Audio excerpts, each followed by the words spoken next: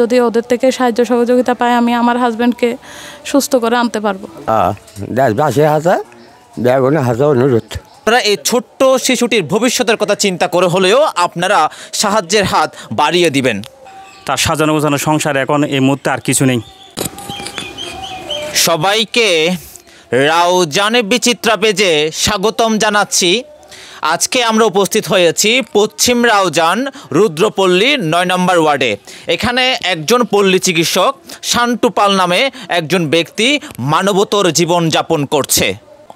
আজকে প্রায় ৯ মাস ধরে উনি উরাল ক্যান্সারে আক্রান্ত হয়েছে। প্রায় উনি কথা বলতেও পারছে না। কেমন আছেন আপনি এখন? আমি এখন অসুস্থ, কথা বলতে কষ্ট হচ্ছে আমার।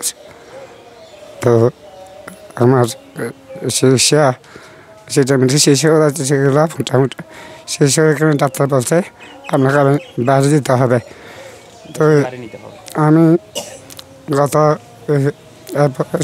৯ মাস আগে ইন্ডিয়া গিয়ে ফোন অর্ডার করে আমরা হত্যা করে যাচ্ছি। বর্তমান ডাক্তার বলতে আবার ইন্ডিয়া যাওয়ার জন্য আরও ১৫ লাখ টাকা আমাদের লাগবে। আমাদের এখন সামর্থ্য। এখন ওনার বাবা আমাদের সাথে আছে। আপনার ছেলের এটা কদিন ধরে আপনার এই অবস্থা? এখন প্রায় ৯ মাস ইন্ডিয়া গেছি। ইন্ডিয়ার তো একটু সুস্থ হয়ে আসছি। আর এটা কিছু চিকিৎসা করছি, টাকা পয়সা লাই না পারি। ১৪-১৫ লাখ টাকা গেছি। এখন নানারা সহযোগিতায় আসিব বেতে আর বউয়া বাড়ি ইন্ডিয়া পাঠাইতাম চাই। হ্যাঁ, ভালো চিকিৎসা লাই ডাক্তার হয়েছি ইন্ডিয়া আবার পাঠাবার লাই। হ্যাঁ, দেশবাসীর হাতে বেগুনের হাতে অনুরোধ। ধন্যবাদ। আপনি কি করেন? যে আমি ডেলি চাষ করি দিয়ে একা বাগা জমিনে চাষবাস করি। এনে ডেলি চাষ করি। এই টুংটাং খেত কলা করি।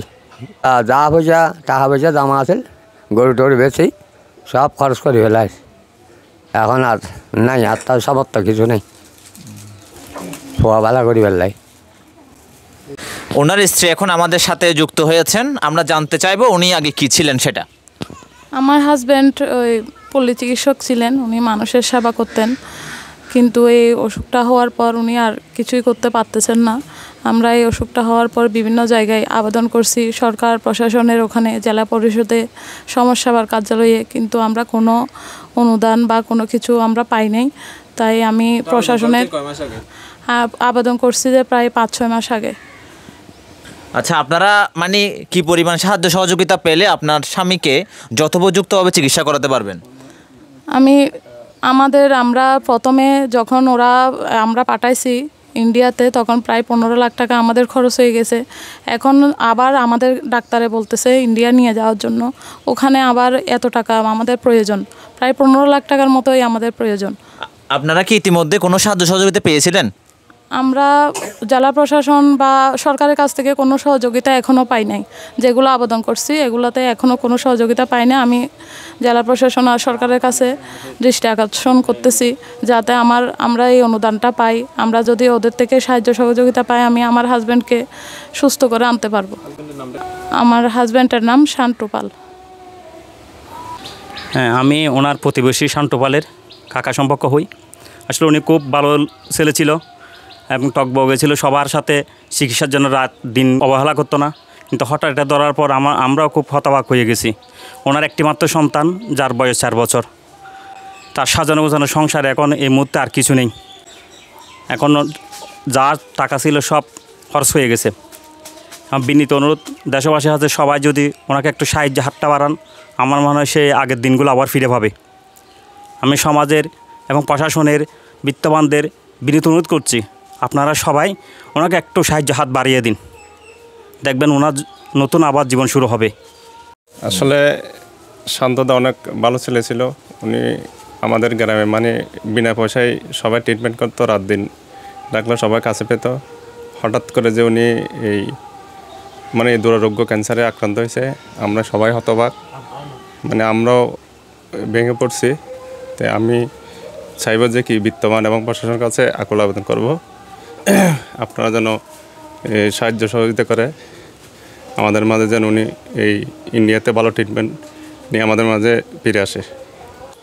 আপনারা দেখতে পাচ্ছেন ওনার যে ছেলে যেটা আছে ওর বয়স 3 থেকে 4 বছরের বেশি হবে না। তো আপনারা এই ছোট্ট শিশুটির ভবিষ্যতের কথা চিন্তা করে হলেও আপনারা সাহায্যের হাত বাড়িয়ে দিবেন। তো দেশে এবং প্রবাসে যারা আমাদের এই ভিডিওটি দেখবেন এবং যারা বিত্তবান যারা ব্যক্তি আছেন এবং রাউজান উপজেলা প্রশাসনের প্রতি আমাদের একটাই বিনীত অনুরোধ থাকবে, এই শান্তু পাল দাদার চিকিৎসার জন্য আপনারা সাহায্যের হাত বাড়িয়ে দিবেন, তাহলে একটি পরিবার খুব তাড়াতাড়ি তাদের হাসির মুখটা ফুটিয়ে তুলতে পারবে। হ্যাঁ, আচ্ছা, রাউজান বিচিত্রা চ্যানেলকে অনেক ধন্যবাদ আমাদেরকে এই বিপদের দিনে এসে সহায়তা করার জন্য, সহযোগিতা করার জন্য অনেক ধন্যবাদ রাউজান বিচিত্রা পেজকে। আমরা ডিসক্রিপশন বক্সে ওনার বিকাশ নাম্বার, ব্যাংক অ্যাকাউন্ট নাম্বার আমরা সংযুক্ত করে দিব।